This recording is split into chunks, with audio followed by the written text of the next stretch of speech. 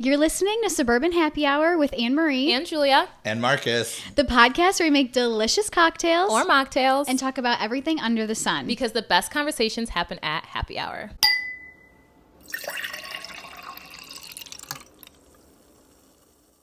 Hi guys, welcome back to another episode of Suburban Happy Hour. Today we are joined by Marcus. Hi guys. Hey! Marcus is a coworker of mine, and I'm so excited to talk to you about your topic of choice. You picked the topic. I did pick it. So this is, any consequences, definitely on me. Like, put it on me. I did this. But no, I feel like this is like perfectly something that you can educate us on, and I'm so excited to learn from you. And then our drink of choice, Marcus was feeling something light, refreshing for the summer, a white sangria. It's fleeting. Summer is so fleeting. I know. You got to hold on to it as Right. long as you can. People were like complaining about these heat waves like these last couple weeks. I'm just embracing them because the cold is coming. Oh, but it was like almost too It hot. felt like a different state in a way. I was like, are we in Arizona? Are we in Texas? Right. But yeah. I know. I'm like so wishy-washy about it because at some point I'm like, okay, summer, I'm over you. Like, whatever, go away. Fall is my season. Yeah. Same. So as fall, you can tell, the big sweatshirts, Right, I'm like, everything. Well, come with me. But also it's like, I don't really want to let go. So it's kind of a hard little decision to make. Yeah. But we'll come back around. That's what I like about here. We get all 4 seasons and they always come back. I'll see if I fit in these same outfits this year. It's always everybody's on everybody's mind. Right, Shit. Yeah. But no, Marcus. So, first question that we always ask every guest, but for you, it's going to be thinking back, what is the most influential part of your 20s? I think my most influential part of my 20s was like a break off and losing friends and finding friends. Okay. That's when you kind of start your work history, school's ending, you have your school friends, people you grew up with, but you meet so many people in the workforce, in your work industry, and you kind of meet people that have more in common with you, and you didn't really expect. So expanding your horizons and exploring different people's experiences, different people's likes, dislikes, and going out more into the world. Okay. Yeah. Oh, I'm so happy you said that because I'm starting a new job on Tuesday and I'm just like freaking out because of like the whole meeting new people and stuff. But I know like that's just a part of life and that will just, I probably will have a lot of things in common with them and stuff. So I feel like maybe the conversations won't be as scary to have. I don't know. No, I have met some lifelong best friends from working at the most random places where like you said, I was like scared into it, like nervous. I don't know if I want to talk to people or like what they're going to think of me. But it turned out amazing and it changed like the path of where I think I was going if I hadn't met them. Yeah, no, exactly. Yeah, so that is nice. You're more open in your 20s, I think, in your mindset and how long you can stay awake and what you can do. So if someone's like, you want to go out, pop out? Like, you're like, yeah, let's do it. Like, right, you just experience more with these new people. So that, I think, was mine. Yeah, no, I really agree with that because at the place that we work, I've met so many people and so many of those people have like come on to this podcast too. And it's like, it's so cool. Yes, I totally agree. The workforce does bring a lot of new faces into your life and that's all wonderful. Now, is there anything in your 20s that you had to overcome that you were not expecting to have to overcome? I think that also very similar road, the mindset of who you are and growing and changing what you think life is going to be and what people expect of you. For me personally, it was not being such a people pleaser as much. I had to really come into my own and realize that doing me is what is important. Yeah. And try not to please people because that can be very hurtful. And it was kind of, to me, just trying to follow the flow without focusing on me. And then at some point you're like, wait, people are going to like me even if I am liking me too. Yeah. Exactly. I don't have to pretend to like everything they pretend to like. You'll start liking yourself and be like, this is me. And people are like, oh, I love that. And you're like, oh, wait. Yeah. That's cool. Because at that point, too, you're probably radiating more confidence, too, because you're falling into yourself, which confidence attracts people. So. Right. And the whole people-pleasing thing is a trap that a lot of people fall into. I feel like that's something you said you were working on. Yeah, I was really working on that, and I think I'm getting better. I'm still figuring it out depending on the different aspects of what we're talking about and what it comes to. But yeah, people pleasing, it's just such a natural thing for people to do. Right. Yeah. Right. You want to go with the crowd. You want to follow the crowd. You don't want that disappointment and them to be disappointed in you or them to judge you how you think that they're going to judge you, even though that might not necessarily be true. Yes. Yeah. So it's a lot of times your own projection of what they think of you that will scare you off. Right. So when you can kind of let that go, it makes things a lot easier. Okay. That makes total sense. And then knowing kind of what you know now, what is something that you wish you could have told your 20-year-old self? Save some money. Lock it up. Lock it up. Okay. Put it in the bank. It's not all about fun. Find a balance. I think that's what it would be. I loved my 20s and I had a great time.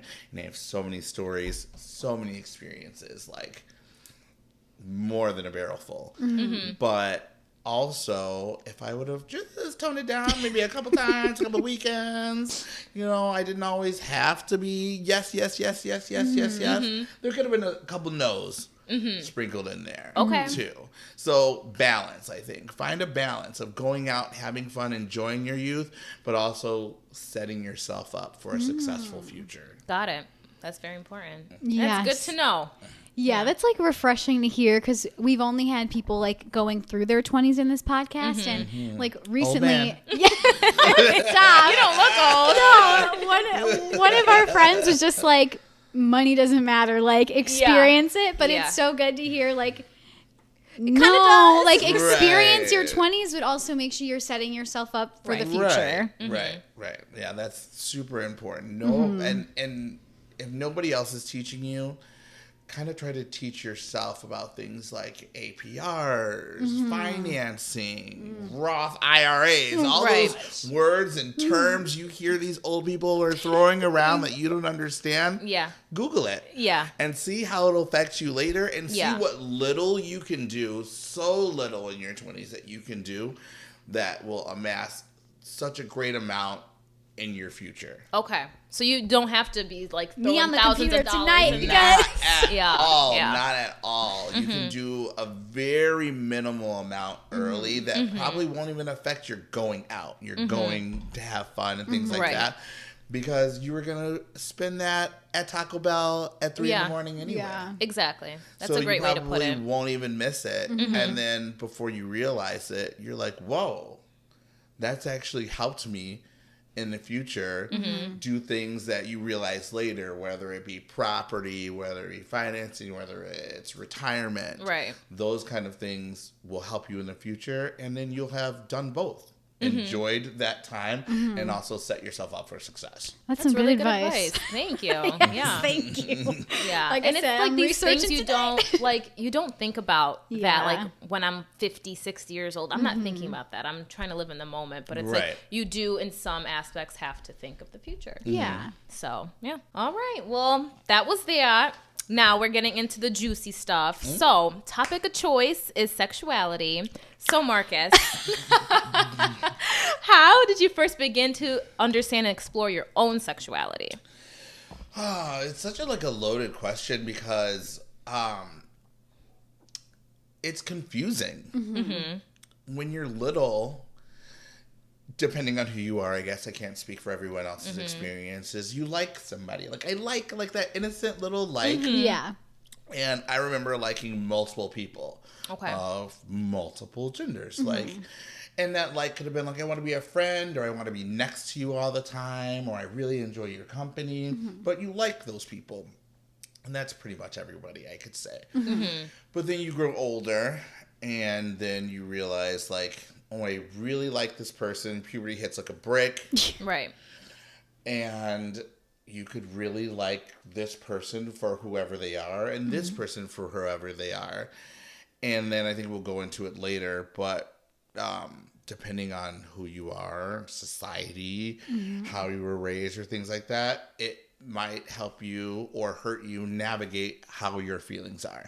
For me personally, I ignored everybody and everything and kind of just went with how I felt. Okay. So was hard for me, but I just gradually realized I was open to liking everybody.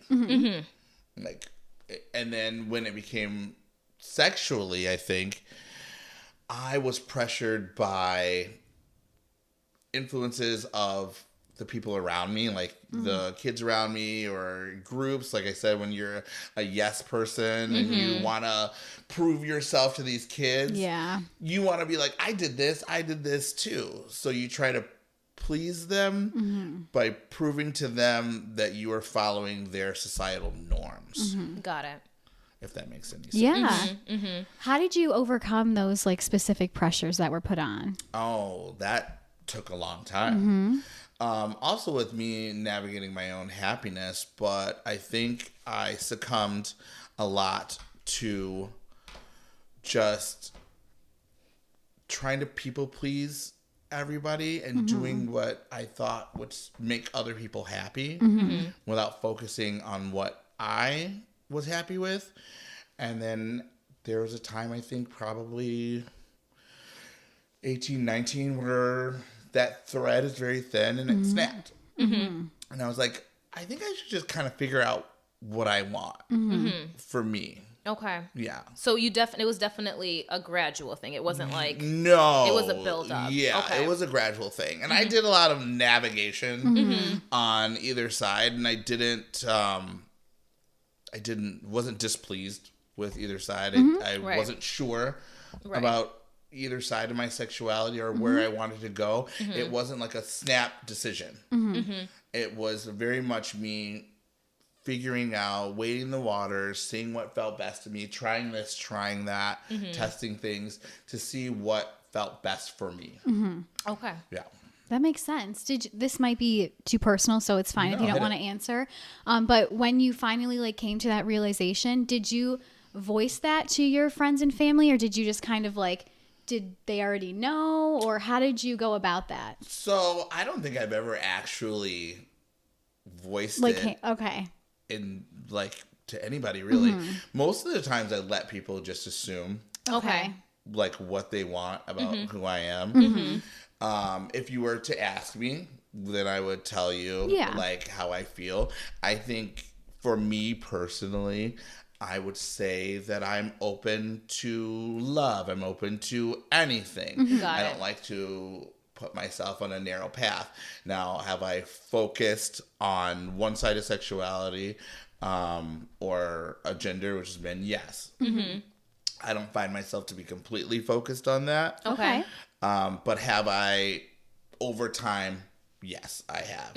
But for the most part, there was no time that I was like, hey guys, I have to tell you this. Yeah. Because you hear everybody's story so different. Yeah, and exactly. Stuff, so. Guys, can I sit down and tell you something? Yeah. My friends would be like, what? Like, are you sick? Do you have cancer? Like, what's going on? Yeah. And my son, they'd be like, oh my God, you brought us here for that? Like, we don't care. Yeah. I've been fortunate enough to have a very supportive group of friends that would honestly, that's the least of their concerns. And they would literally care less. So while I've never had to vocalize it, I've never needed to. Yeah, that's awesome. That is. And then with that, do you think that your sexuality plays and ties into who you are as a person, like your identity, or is that kind of like two separate things, or would you say it's pretty integrated? I think it's pretty integrated. I do use it to my advantage. Oh, explain. And definitely. Definitely play with it with who I am depending on where I'm at. Okay. To dive into that a little deeper, I would say, for instance, me as a black male, looking at me, no words spoken, I'm just like standing here. Like I'm a bigger, black guy, right? And some people can be intimidated by that. And if I can feel that, I can be like, hey, and then that melts away. Yeah. So I will use that, and sometimes I can swing over deeper into that side of my sexuality comfortably because I'm comfortable either way, and use that to my advantage to sway people my way. Yeah. Also the other way, if I want to be like, you see me and something's going on with my friends, I'm like, hey, that's not okay. Yeah. And they're like, oh my God.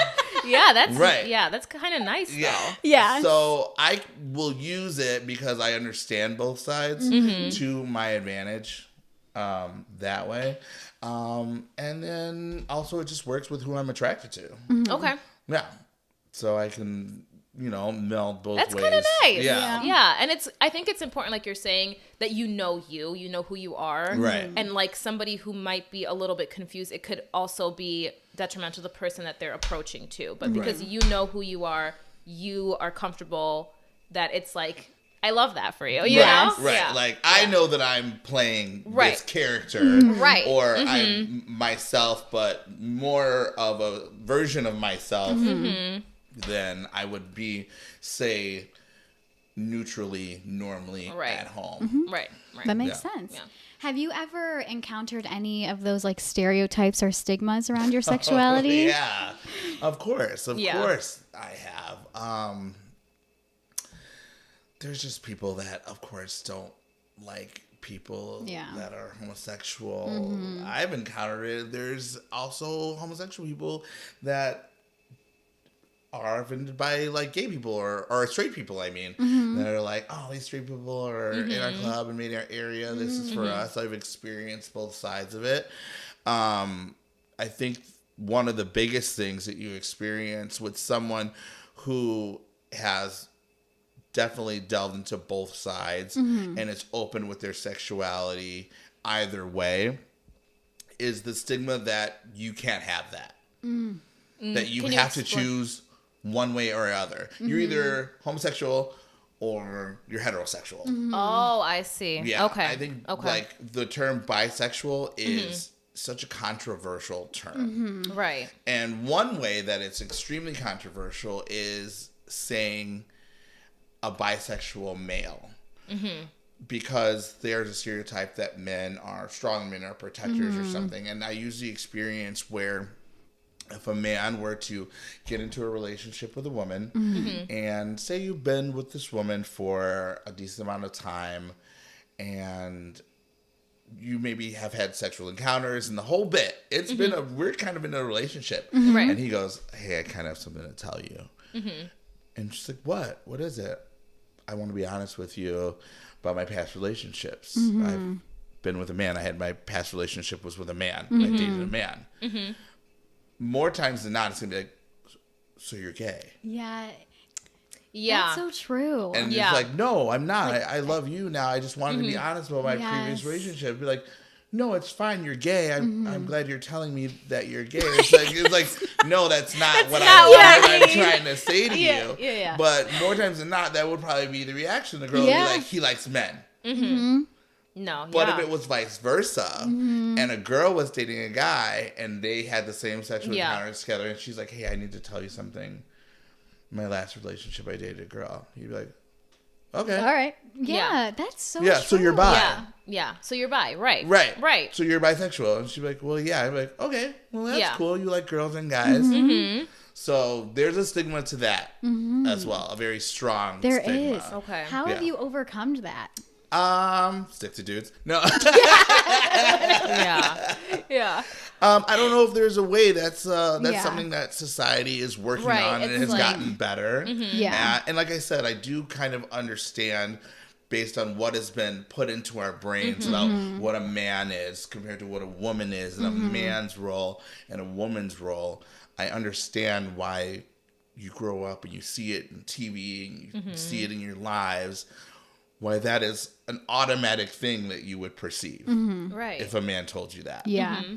Yeah, I think you'd have to be very progressive for your mind to automatically be like, oh, so you're bisexual male, I'm okay with that. Right. Yes. It would be kind of a struggle in your mind to understand that, untangle right like all of the things involved with a man that you we're involved with completely, telling you his last relationship was full on with another man. Right. Oh, that is so true. And I never thought of it that way.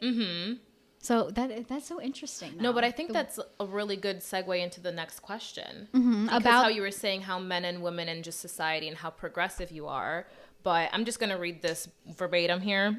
But how do you perceive the dynamics between genders when it comes to expressing and understanding sexuality?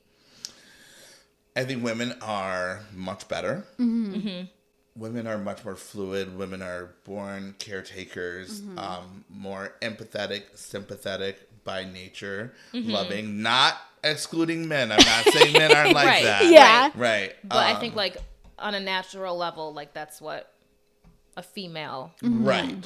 So I think a lot of times, which is so helpful in women that are bisexual and understanding both genders, it's a little easier for them. So I think it's easier for them to understand that. It's easier for them to accept it within themselves, maybe not in a man role. Yeah. And I think for men, even within themselves, if they feel bisexual, which is why you always hear about DL guys, these guys on the DL, he's trying to hide it. Even if he was a true bisexual male, if he hasn't grown up in the right environment, situation to feel comfortable, he's going to try to hide a part of himself away from the world because he knows he's going to get judged. Yeah. And if he does fall in love with a woman or love somebody or wants to date a woman, his natural inclination is going to be to hide that, hide that part of himself. And do you think, because you did kind of talk about this, like the nature versus nurture, like the way that you're brought up. That has a huge effect on it, Yeah. I feel like, because I get, for you, because you know yourself. Right. But then I guess, how did you get to that point where, have you always just been like independent, like I don't care? Or is it like, did you feel safe in exploring that? Or where did you get this confidence? Because it is hard for males, I feel like. Right. You know? Very much so.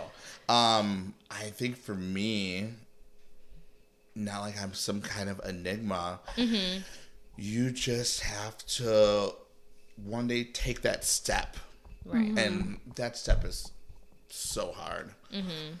And some people are not willing to take the step because there's things that come with it. There's, will my friends accept me? Will family accept me? What are the things that come with this? You will lose people at sometimes, and that's hurtful. So I think for me personally, I just took a leap. Okay.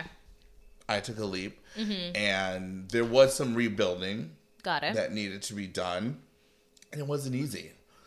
But once you take the leap and you do the rebuilding, you find people that help you do that. Okay. That help believe in you, that are with you, and that'll help you heal over time. Okay. So it's, 'cause this hasn't been a easy, short road. Yeah, no, I was gonna say, you said that you like at 18 is when you really started to like, but Right. up until then you were thinking about it. Right. It was always in your head. It's Right. not, you know. So this is a lifelong journey for you. Right. Yeah. Right. And like I said, I had, I was switching lanes. Testing the water, figuring it I was out. all over the place. Also, I was wilding out. Yeah.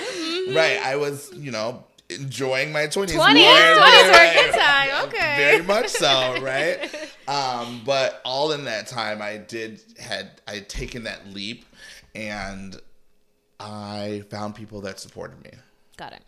So that's also important. Finding your tribe, finding the people. And that goes back to that 20s thing. Yeah. Your workforce. Right. Like, I found people that I worked with that I confided in. Got it. That I was like, this is kind of how I feel. And they were like, okay. Yeah. And I was like, wait, you're cool with that? And there were people that I found that were like, Right. yeah. And I'm like, well, I don't know if my other, and they're like, okay, well, sorry for them. They're lost. Yeah. Right. So that was very helpful. Yeah. That's so true, because you're so much more than your sexuality. You have so Right. much more to Right. offer to the table than that. Yeah. So it's Right. like, Right. find In those all people that aspects, understand that. Right. In all aspects, you need to find people that you mesh with, that will respect you, that will bring you up as opposed to down. So, yeah. That kind of goes in. There's always like talk about, is this biological or is it environmental? So can you go into that? Do you think sexuality is more like innate or is it learned? I think that they're, me personally. Yeah, 'cause it is a tricky, loaded question. Right, So just your opinion on it. Yeah, just me. Yeah. Right. I got canceled before I got started. This is my opinion. I think that there are so many different situations and different environments that people grow up in that change their, it could be beliefs, change their sexualities, change their outcomes, right? I don't believe that my childhood or environment or anything changed my outcome. Okay. I believe that this was my outcome. Gotcha. From the very beginning. Okay, so for you personally, this Right, is something... for me personally. Okay. I do think that I've seen certain situations or things where I do question what you went through. Some of the things that you have gone through might have changed how you feel about the opposite sex or the same sex. Yeah. You know, there's different traumas that could Right, happen. exactly. That could drive you away from either said opposite sex or same sex, where that in your mind becomes such a negative thing to you, something that you don't want to experience again, something that becomes so far from anything you want to experience in your future that you gravitate towards the other side. And that's fair. Yeah. And that's, yeah. So I don't experience that personally, but I do believe that can be a situation for some people that might change how they feel sexually.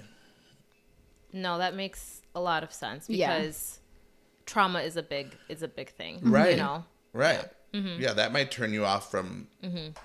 It could turn you off from a gender. It could turn you off from a race. It could turn you off from hair color. It could turn you off from anything. It can become a trigger Right. It to really you can be. that makes you, in the future, cut that off from anything you ever want in your life again. So I think that can play a role with certain people. There's probably a group of people that have experienced that and maybe live with that trauma and don't want to deal with that again. And there's other people that obviously are like, this is who I am. This is how I felt. I never had any of that. Yeah, from day one, this is just who I am. Yeah. That's how I feel. Okay. Yeah, that's so true. And like it's so different for everyone. So there's really no one like right answer for that question or like one narrow path. Like it's your own experience. Right. Very, very much so. Yeah. How do you think society's perception on sexuality has kind of evolved over time? Well, I think we obviously kind of see it. Yeah. I mean, there was such that hidden in the 70s and 60s. And I don't know as much about it as I probably should, but there's, a time where you had to hide it. Right. Where you could be killed, abused, beaten for it, ostracized for it. It was an underground whole community that you supported yourselves because you couldn't be out and open in the world. And now we see you can be open and loud and proud and be whoever you can be. Right. I've experienced it in my life because in my school years, you were trying to hide it. Okay. Like, if someone were to call you some kind of word or slur that was insinuating that you were a homosexual or anything like that, that was a negative. You were like, oh my God, please stop. No, I'm not like that. Whatever. That could be hurtful. You get teased for it. You get bullied for it. You get beat up for it. My experience now, these kids are like, what are you talking about? I'm the coolest kid in school. Yeah. Literally, Like, I'm that bitch. I'm that girl. Who are you playing with? Yeah. Like, so I'm so glad to see that minds have been open and minds have changed. And there's been so many different things that have changed that. I think about friends that I've had that have been older than me that went through the 80s. Right. Where it was a whole experience of homosexuals and lesbians just being like, you know what? We're tired of this. Yeah. Right. This is who we are. Right. We're in the streets. We're rocking. We're rioting. We're over you guys trying to suppress us. We might be homeless. We might not have our families, but we have found each other. We have found a group. They went through the AIDS pandemic where they were losing people, and they just kept fighting and fighting and fighting. And so I think through that, they found people that were growing up through that and were like, hey, these people are just fighting for their rights, fighting to be human beings. Yeah. Right. So that changed a whole perspective on the people that were raising a next generation. Right, exactly. They're like, I'm not going to have my kids feel like those people did, or the people that I grew up with. Like, there's a lot of women that had friends that died of AIDS, and friends that were ostracized with their parents and like took them in. And they watched them pass away, or they watched their struggle. And then that's embedded in you. And then you say, I don't ever want my child to feel That's like why that. I think it's so important to be open-minded and for the people who are fighting for whatever they believe in to continue to do that, because it will eventually change. Because I'm sure those people in the 80s never thought that it'd be this. They would and if you were imagine right. to see what we see now. Yeah. Like going in Chicago to Lakeview, Boys Town, to see pillars of rain, to see the openness of this, they would be like, what's this Wizard of Oz? Like, where am I? And they'd be like, are you sure we can be out? Like, in the and be like, yeah, who cares? Like, literally, even people like back in the 40s, the 30s, whatever, all this stuff. But no, I wanted to ask you if you feel comfortable sharing, how has your sexuality, being a Black male, how has that been? I think in my personal experience, it's been fine. It's been fine. That's good. Yeah. It's been fine. I do know that had I not grown up in a more suburban area, it would have been different. I think in more urban areas, there is much more of a negative connotation to it. Okay. So I believe that they, of my age, probably dealt with that being a struggle for them for the most part. I think that me being in such a suburban area, the focal point was my race, not really my sexuality. Oh, really? Oh, okay. wow. Yeah. Okay. So my sexuality, I think, wasn't really a point that anybody really focused on. Being like older in my 20s, I was fortunate enough to be around people that were okay with that. Okay. That were progressive, very progressive about it. So I think in my experience, I kind of got to skip over that. But I do and have had friends that have not had that experience and have had a very hard time because of the stereotype of what a Black male should be. Right. Yeah. Yeah. So, yeah. So since you just talked about the like how sexuality, you get to express it more freely now. On the other kind of flip side of that, what barriers do you still see that, you know, the world can overcome? Because even I see completely different views from like people my parents' age to people my age. Like we have completely different views about very different. So many different topics. So obviously, yes, like it's so good to see that people are finally feeling free to express themselves. But what is still out there? Like, what do people go through still? So, like you said, our parents, my parents, parents in general, generational thing. As progressive as they are, we are more progressive than them. I try to be more progressive about, because now I see that there are people becoming more open in their gender. Right. Yes. That's a big hot topic. And dressing and how you present yourself to society. So whereas there was a generation that was open, like, oh, you can be who you want to be. You know, there's at that time, like, be who you want to be, just don't put it in my face. Yeah. Right. Like, you can do what you want at home, just like dress like a man. Right. Like, you can be dressed like a woman, look like a woman. You know, if you're a lesbian, that's fine. Be a woman at work, in your workplace, and I don't care about what you do in your home life. And then that was accepted. You were like, cool, I kind of have that acceptance. It's like, that breadcrumb was thrown. Yeah. Right, you're like, oh my God, they're going to leave me alone. I'm not going to get ostracized. Right. I can work in peace, have my home life in peace. But then there was that wall, that barrier that was broken. Like, why can't I be who I want to be out in public, out in the world? Why do I have to buy a set of clothes or portray myself as something different than I would in my normal life? And I think that's kind of where society is right now, with having a hard time accepting that, with seeing a boy in a corporate world, full eyes done, wearing whatever he wants to wear, cute suit, got his little like Don Karen on, like getting it popping, and being just as smart, if not smarter, than his male counterparts or female counterparts, and succeeding, but them having a problem with what they physically see. I think it's funny to me. I think people just get like, people like can't deal with like something that's not the norm, and their brain like glitches or something. Right. I think it's as simple as that. Like, grow up. Yeah. Like, get over it and move on. You know, but people just like get so stuck, and that's what I think.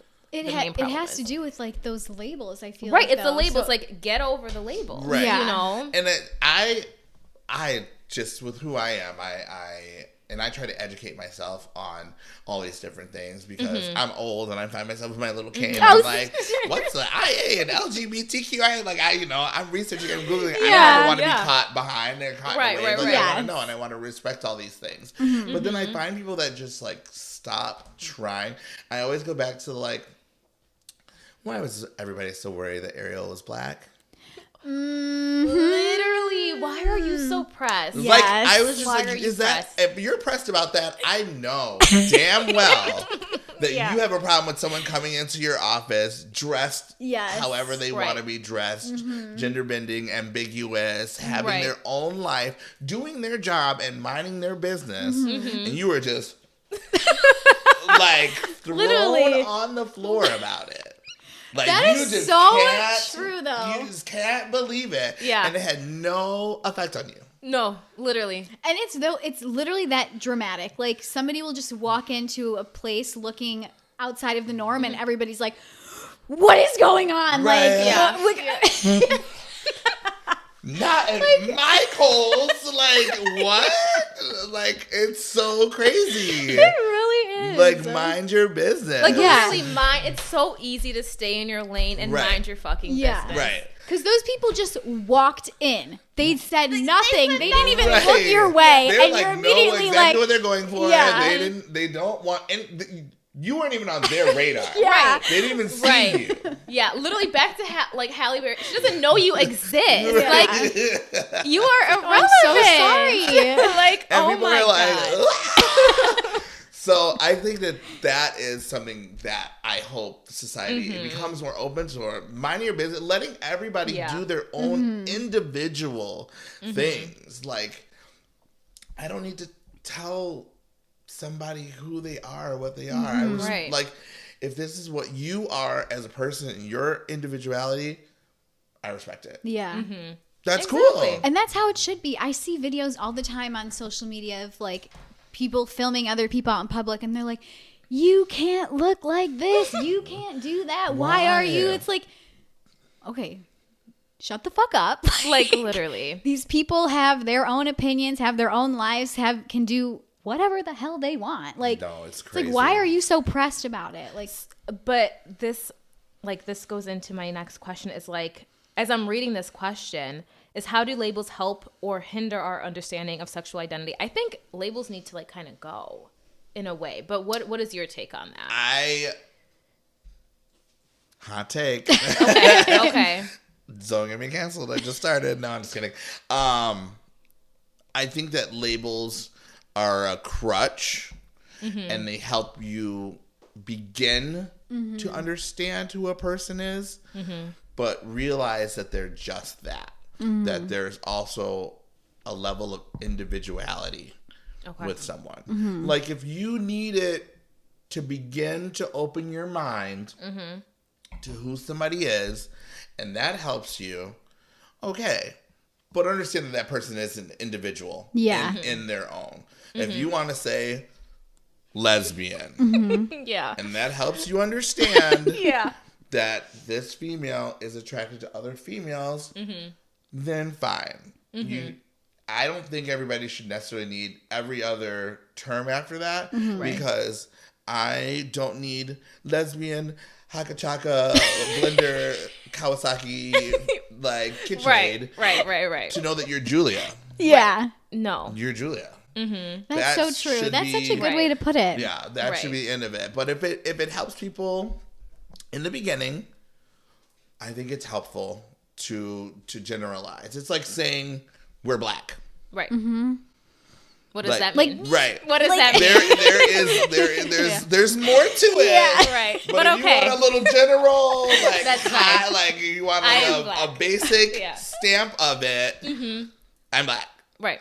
Now there's a whole 23andMe that can explain like way more. Yes. Right. But that's a that's good what way you to put need it. to Right. like get that in your brain. Right, yeah. If you need that basic little stamp for yourself to make you feel better, then cool. Here's a stamp. Got it. But you have to know that there's way more underneath that big umbrella that I just put up about black. There's a lot more to an individual, to a person, than just that one term. Got it. Okay. How do you think social media and just the internet has played a role in everybody's opinions and ideas of what sexuality is?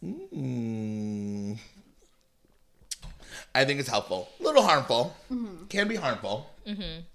Can be harmful. I think it's helpful in exposing people that would have never been exposed to certain things. There's people in parts of the world, people in cities, people in countries that might not have ever been exposed to seeing people flaunt their sexuality, flaunt who they are, flaunt their individuality, flaunt being ambiguous, flaunt being crossdressers, being drag queens, or being trans. And they see this on the internet, and I think they learn from it. Right. And they learn there's different groups out here. The time when it's negative is when you find the people with the hate. God, I hate trolls. And they try to try to grab and teach the hate.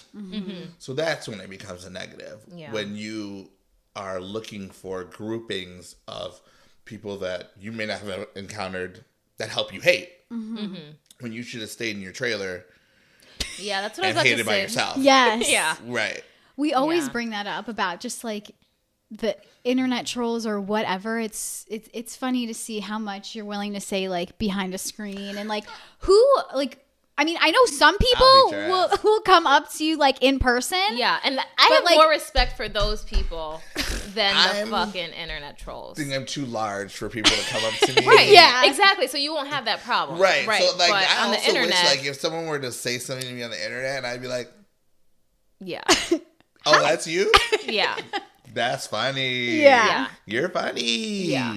So that's kind of another question I was going to ask, just because I know at the beginning you said you kind of like ignored what everybody else was saying when you were growing up and trying to figure yourself out. When you see things, maybe not even like necessarily pointed at you, like all the hate and stuff, how does that make you feel? How do you react to that? What steps do you take to like, I just like kind of move past that? My biggest pet peeve, I think, and the thing that like hits me the most emotionally, and it's most people, everybody's triggered by something that they probably went through that's the most triggering to them, is a bully. Right. Is people that attack other people for almost anything, actually. Yeah. And I mean, some people would say I'm a mean girl. I'm not a mean girl. A bully to me is picking on someone who you know can't defend themselves, who you know is down about something, and you're kicking them while you're down. Like, if I'm mean to somebody, it's because I know that you can take it or you deserve it. Yes. Right. Yeah, that's different. I'm not going to pick on somebody just you don't pick on somebody if they're already self-conscious about it, they're already hurt about it, right. and you're just like pushing them deeper into the darkness. Yes. That's terrible. So I think that's the most triggering to me if I were to see it, and maybe a few times have seen it and stood up for it. It's just people attacking people for their own personal like views or who they think they are, or trying to come out into themselves. Right. And you have someone like that one time they try to do something different. Wear a little mascara. And you have that one person. Yes. Like, what are you doing? Yes. What are you wearing? Like, shut the fuck up. Right. That's when I will... When people say I'm a bully, that's when I will attack that person. Yes. Right, yeah. I'm like, what are you doing? Because I know you didn't come out the house trying to talk to people that way with looking like a monkey. Like, Right, yeah. Like, that's when like people are like, oh my God, Marcus is getting started. He's getting crazy. And we're like, oh my God, here you go. Yeah. No. That's my trigger is I just don't like when people try to push people back when they're trying to bloom, when they're trying to grow. Right, we're trying to figure themselves out in whatever aspect that may be. Right. You know. You see a flower blooming, you're just going to crush the bud. Like, that's crazy. Yeah. Like, the most beautiful part is watching someone bloom into themselves and come into themselves and be so happy and so confident. And there's people that just don't want to see it because they don't get it. And they're I not. think it like scares them too. They're just which not is- happy themselves. Right. I think, Yeah. so. Yeah. You know. But Yeah, and I'm also like, that's what I'm like, what? Always try to be empathetic to those people because I'm like, I feel like something had to hurt you. you can I be mean, empathetic yeah. to a point. I know, that's my why- hot take.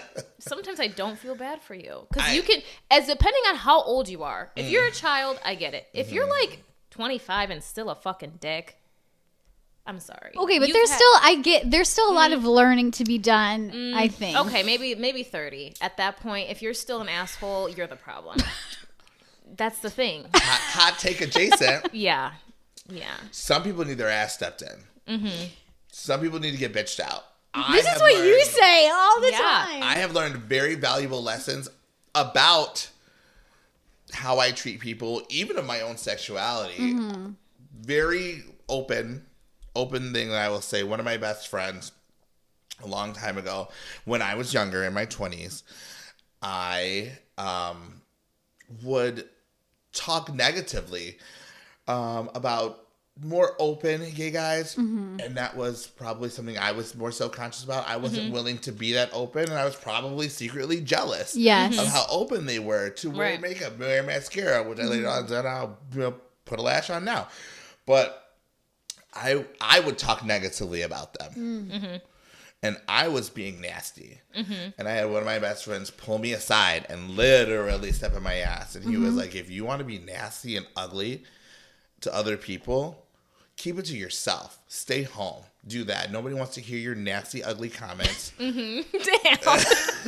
Nobody wants to hear you talk nasty or ugly about other people when they can talk just as nasty about you. He's like, do you want me to sit here and pick you apart? And I was like, well, no. Yeah. And he's like, okay, learn to keep your mouth shut. Learn to respect other people. Yeah. Like, I was in the corner. I was like, Okay. right, I was like, I mean, I didn't mean it. Right, I was just playing around. Like, but I needed that. I genuinely needed that, and I will always remember that because he was older than me, and he literally just like was like, that's not okay. Right. What you're saying is not okay. It's not funny. It's not cute. You look ugly. You look nasty. You look like a terrible person. And I was like, Yep. Like, oh, okay. right. That like straight my way. Like, but I needed that. So I think that some people that lessons got to be taught. Yeah, if you're at a point, you're too old. You're too old. Yeah, I hope you grow, but if you don't grow, somebody might need to just step in that ass. Yeah. And then that'll be the lesson you learn. I learned a lesson. I learned a lesson that day. Yeah. Right. Yeah.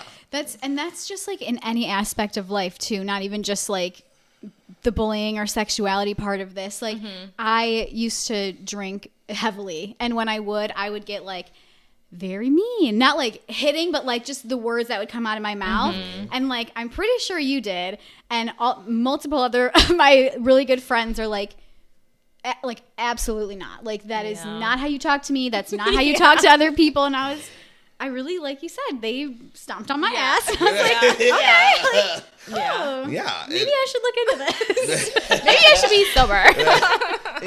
And I respect friends that can do that for their friends. Yes. And you need to be held accountable when it comes down to it. To hold your friends accountable too. It does. Because if you love somebody, you want to make excuses for them naturally. Right. That's so true. And you want to excuse them, and you're the one fighting the other people from them. Like, other people are like, your friend's nasty, your friend's bad. You're like, don't talk about my friend like that now. And then you're like, nasty. Wait, hold on. Shut the fuck up. Hold on now. No, like, my friend is my friend. Like, you're not gonna talk, but then you have to like hold them accountable. Right. Yes. Exactly. Exactly. But then I guess to wrap up this lovely conversation, what advice would you have to someone who is struggling with their sexuality? Oh my God, the cheesiest thing that means so much. I hate that it's so cheesy, but it's so, so real. It gets better. It really does. Yeah. Like, it really honestly does. I wish I could do one of those montages where you saw me in the past and like you see me in the future, like a little Twilight moment. Like, you're like, oh, it's getting better. Like, but it really does. Believe in yourself. Find your tribe. Find people that support you, that love you, that care about you. That is also so important, and it's meant so much to me, and I don't think I would be around without it. But believing yourself, very important in the most part. Have people that believe in you and know that there's a new day coming.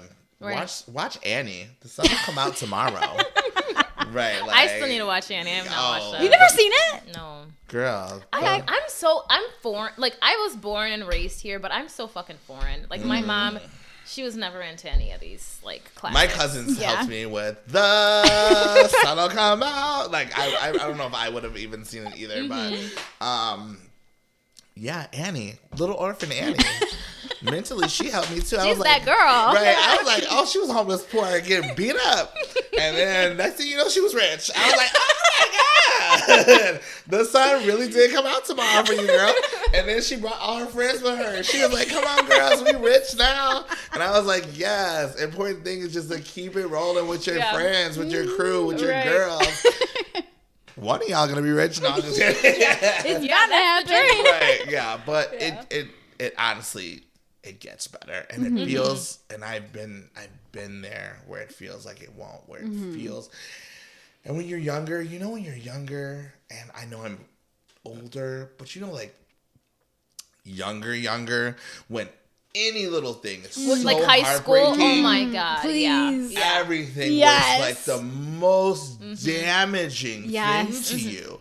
And now you look back, you're like, boy. Oh, I know. Yeah. It's so funny. I was cleaning out my closet upstairs, and I have like a big bin of like memories from back then, and I found one of my old journals. Oh God, I don't even want to know what's in there. Everybody in my family died in a terrible way with the shit I was writing in there. And I'm like, girl, what happened to you back then? I think like, I don't know, maybe somebody called me fat or something. Right.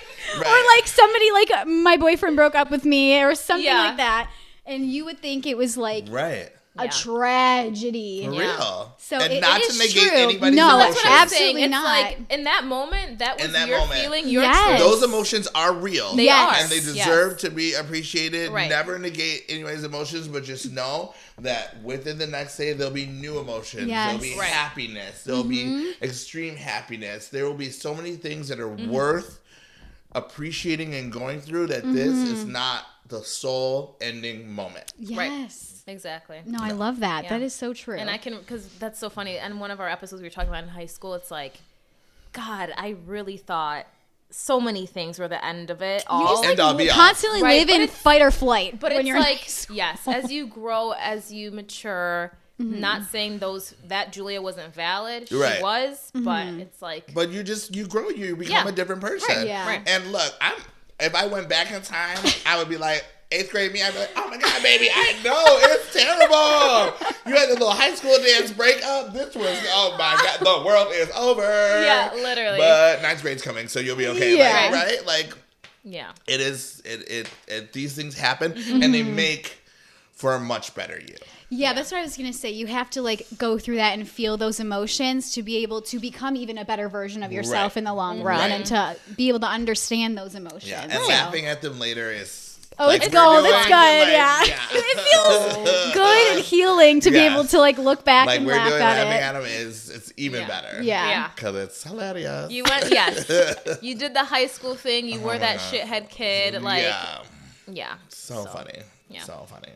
And then I'm assuming that kind of ties in to, that question ties into the same advice you have for people just in their 20s in general. Just keep on going. Oh, keep your head up. Same thing I said in the beginning, wrap it around. Yes. Balance, baby. Enjoy it. Don't go through your 20s trying to be head down and not developing friendships and relationships. I'm fortunate enough to have a very close group of friends that I've known for 20 years. We're all the same age, and I so appreciate them, and we are all on the same path.